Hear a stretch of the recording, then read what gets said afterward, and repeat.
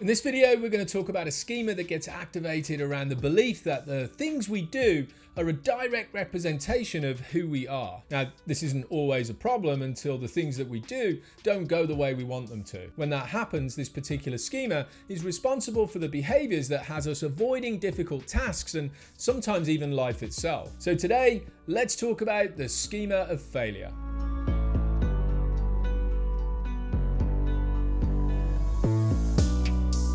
When the schema of failure gets activated within our personality system, it leaves us with the basic belief that we've already failed, sooner or later we're bound to fail, or that we're just simply not measuring up in respect to the achievements of the people around us in whatever it is that we're trying to do. These stories can play out in lots of different areas of life. For example, they can show up in our schoolwork, in our career, in any of the personal projects we take on, in our sporting endeavors, and even in the way we're generally living our lives on a day-to-day basis. The activation of this schema often revolves around some sort of external factor, something that we're trying to do that basically doesn't go the way we want it to go. When this happens, we don't see things from the healthy adult point of view, that it's the action that we're taking on that's failed. Our own internal critics generate the belief that I am the failure, not the action that's failed. The narrative that's connected to this schema often takes on a demeaning and demanding tone, pushing the belief that we're stupid, we're inept, untalented, we're lower in status, we're not good enough or less successful than we're supposed to be. As I said before, the primary antagonists that are fueling this particular schema are our own internal critics. These extremely dominant parts of our personality are generating the narrative of I am a failure, which is an internalized version of something we experienced in the environment when we were young. In other words, this schema is usually created in childhood environments where we were either heavily criticized for failing, where we felt like we didn't measure up to our siblings or our peers because we were different or not good enough, or in an environment where we generated the belief that nobody of significance cared about any of our achievements.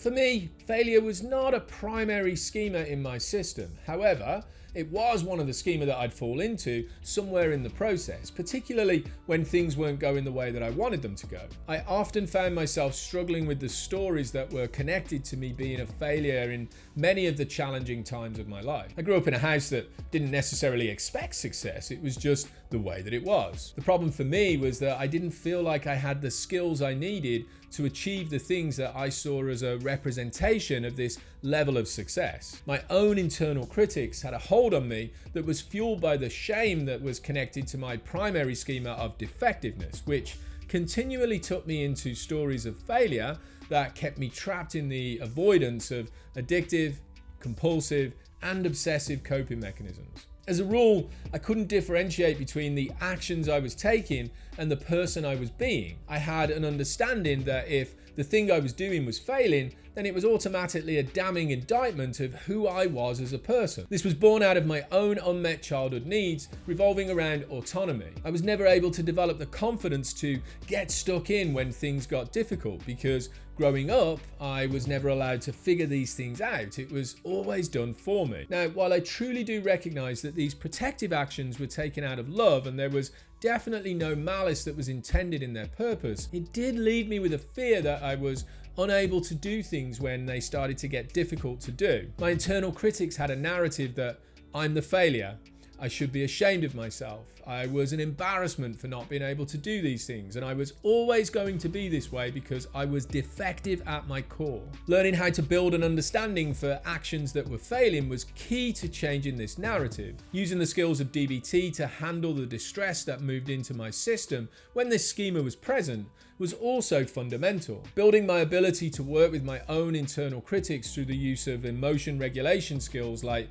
checking the facts and planning ahead to build mastery is how I turned my critics into internal coaches. And then embracing the guilt that's associated with actions that compromise my values through radical acceptance helped me to be the person that I wanted to be, in the areas of life that are important to me and live a life that lined up with my true core values and beliefs. At the same time, paying attention to positive events helps me notice the things that I'm achieving that debunk this particular schema and keeps me living the life I want to live. At the bottom of the website page that's connected to this particular video, you're going to find a PDF that contains a worksheet to help you figure out if the schema of failure is one that plays a significant role in your own personality system. If you can, download the PDF and take some time to work slowly through each of the questions. If you've got an opinion on this or anything else to do with the integration of DBT and schema therapy, please leave a comment in the chat. I'd really like to hear your point of view. If you'd like to know more, come join the live online meetings that I personally facilitate each week on Zoom.